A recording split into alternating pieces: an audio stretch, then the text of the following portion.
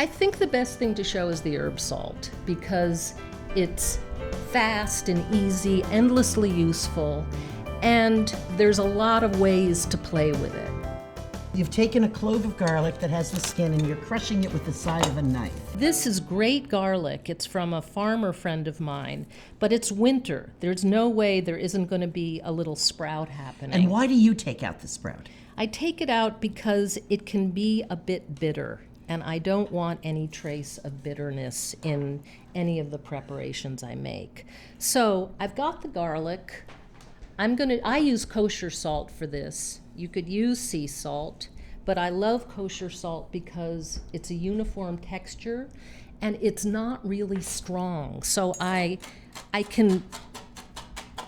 it allows the flavors to come through more. I'm not going to stand the chance of over-salting something when I use this. I'm going to be adding herbs into this, but what you're seeing here is actually me making garlic salt. This is not your ordinary garlic salt that you've shaken out of a container.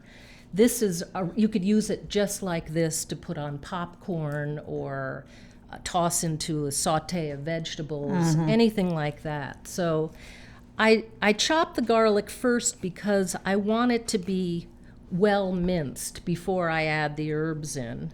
So now you've got branches of sage, you've got rosemary branches, you've just stripped the leaves off the rosemary. How much are you using?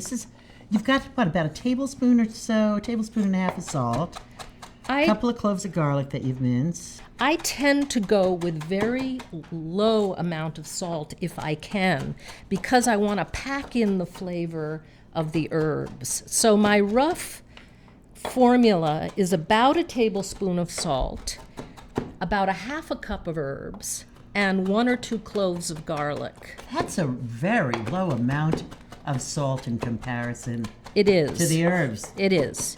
And it works just fine. I also take a look by eye and see, maybe do I want a little more if it doesn't look, because I'm not measuring here. I'm just throwing this together. Another generous pinch of the salt. Now, and it's mincing down beautifully. Sage and rosemary are a classic combination in much of Italy, but I too, you associate them with Tuscany, don't you? I do, although I know that this is used in Bologna as and in Lombardia. This is all northern Italy that we're talking about. And right. There's a commonality, but personally for me, I was raised in a household, my mother's family's Tuscan.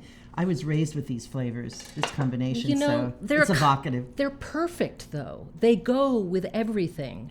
What will happen with this, Lynn, is, first of all, I can put this right away on a roast chicken or a roast pork or whatever. If I leave this out, if I just spread it out on a sheet pan or whatever, it will dry, which is what I did last night, and the whole apartment smelled like these herbs. Oh, here it is. This is it dry. And you discover that these flavors go wonderfully with eggs. When I fry eggs, I throw it in. Vegetables like carrots or roasted onions or whatever, or peppers. I use this herb salt instead of salt, basically. And the lesson in it that I love is that salt is really a carrier of flavor. It will wick the flavors into the food and infuse them with the flavor. This is the step that I think has been missing with other recipes for herb salt. And that step is spread it out and let it dry overnight. And then you have a trove that you can call on whenever you need it. So when I'm really working hard, I'm using this all the time. My boyfriend's using it all the time. Now, we've done this with sage and rosemary. We've got a wealth of possibilities we can do with this.